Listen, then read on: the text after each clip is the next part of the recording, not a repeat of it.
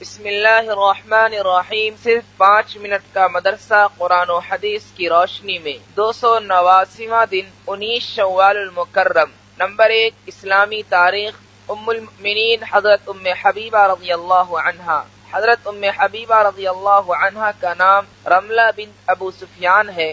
ان کی پیدائش نبوت کے 17 سال قبل ہوئی۔ ان کا پہلا شوہر عبید اللہ بن جحش الاسدی تھا، جن سے حبیبہ نام کی ایک بیٹی پیدا ہوئی، جس کی وجہ سے ام حبیبہ کہا جاتا ہے۔ میاں بیوی دونوں مسلمان ہو کر حبشہ کی ہجرت کی۔ عبید اللہ بن جحش حبشہ میں مرتد ہو کر عیسائی بن گئے۔ ام حبیبہ رضی اللہ عنہا نے ان سے علیحدگی اختیار کر کے تنہائی کی زندگی گزار رہی تھی۔ جب آپ صلی اللہ علیہ وسلم کو پتہ چلا تو آپ صلی اللہ علیہ وسلم نے نکاح کا پیغام بھیجا، جس کو انہوں نے بخوشی قبول کر کے حضرت خالد بن سعید کو اپنا وکیل بنایا، اور حضرت نجاشی شاہ حبشہ نے نکاح پڑھایا اور اپنی طرف سے 400 درہم مہر ادا فرمایا۔ اس کے بعد ام حبیبہ رضی اللہ عنہا سن 6 ہجری فتح خیبر کے موقع پر قافلے کے ساتھ مدینہ منورہ آ گئیں۔ رسول اللہ صلی اللہ علیہ وسلم کی سنت پر بڑے ذوق و شوق اور اہتمام سے عمل کرتی اور دوسروں کو بھی اس کی تاکید کیا کرتی تھی۔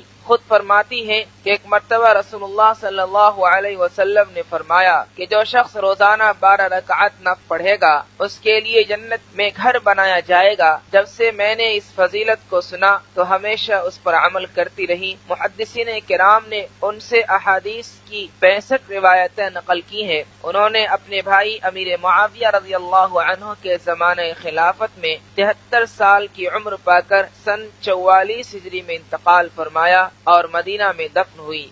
نمبر 2، اللہ کی قدرت، آنکھ کی حفاظت۔ اللہ تعالی نے ہم کو بہت ساری نعمتوں سے نوازا ہے۔ ان نعمتوں میں ایک نعمت آنکھ ہے۔ یہ نعمت جہاں بہت قیمتی ہے وہیں بڑی نازک بھی ہے۔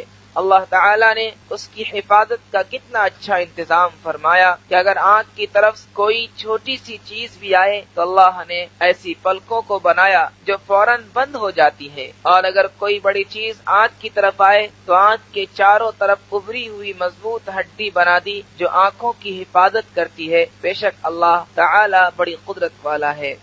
نمبر 3، ایک فرض کے بارے میں، نماز میں امام کی پیروی کرنا۔ حضرت ابو ہریرہ رضی اللہ تعالی عنہ فرماتے ہیں کہ رسول اللہ صلی اللہ علیہ وسلم ہمیں سکھاتے تھے کہ نماز میں امام سے پہلے رکن ادا نہ کیا کرو۔ خلاصہ، اگر امام کے پیچھے نماز پڑھ رہا ہو تو تمام ارکان کو امام کے پیچھے ادا کرنا چاہیے، امام سے آگے بڑھنا جائز نہیں ہے۔ نمبر 4، ایک سنت کے بارے میں، وضو میں 3 بار کلی کرنا۔ حضرت علی رضی اللہ عنہ رسول اللہ صلی اللہ علیہ وسلم کے وضو کی کیفیت بیان کرتے ہوئے فرماتے ہیں، رسول اللہ صلی اللہ علیہ وسلم نے 3 بار کلی کی۔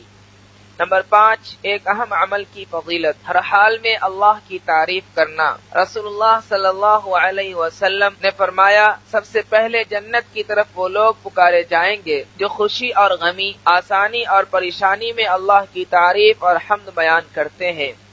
نمبر 6، ایک گناہ کے بارے میں، حرام کھانے کا وبال۔ رسول اللہ صلی اللہ علیہ وسلم نے فرمایا، جس آدمی کا بدن حرام روزی سے پلتا اور بڑھتا ہے، ایسے بدن کے لیے جہنم زیادہ بہتر ہے۔ نمبر 7، دنیا کے بارے میں، تھوڑی سی روزی پر راضی ہونا۔ رسول اللہ صلی اللہ علیہ وسلم نے فرمایا، جو شخص اللہ تعالی سے تھوڑی روزی پر راضی رہے تو اللہ تعالی بھی اس کی طرف سے تھوڑے سے عمل پر راضی ہو جاتے ہیں۔ نمبر 8، آخرت کے بارے میں، جہنمیوں کا کھانا۔ قرآن میں اللہ تعالیٰ فرماتا ہے، جہنم والوں کا آج نہ کوئی دوست ہوگا اور ان کو زخموں کے دھون اور پیپ کے سوا کوئی چیز کھانے کو نصیب نہ ہوگی، اس کھانے کو بڑے گنہگار ہی کھائیں گے۔ نمبر 9، طب نبوی سے علاج، پاگل پن کا علاج۔ رسول اللہ صلی اللہ علیہ وسلم نے فرمایا، عجوہ کھجور جنت کا پھل ہے اور جنون پاگل پن کا علاج ہے۔ نمبر 10، قرآن کی نصیحت۔ قرآن میں اللہ تعالیٰ فرماتا ہے، تم اللہ اور اس کے رسول کی اطاعت کرو اور آپس میں جھگڑا نہ کرو، ورنہ تم بزدل ہو جاؤ گے اور دشمن کے مقابلے میں تمہاری ہوا اکھڑ جائے گی، اور مصیبت کے وقت صبر کرو، بے شک اللہ تعالیٰ صبر کرنے والوں کے ساتھ ہے۔